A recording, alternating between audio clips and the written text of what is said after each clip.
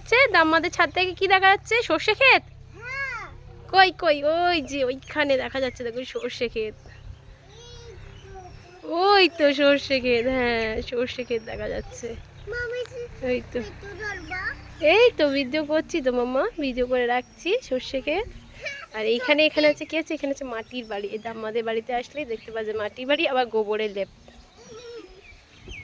যেও না মাম্মা, ওদিকে যেও না, যেও না।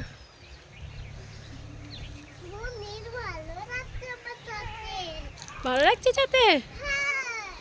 আচ্ছা যেও না সাইডে, খোলা ওই দিকটা খোলা, যেও না মা।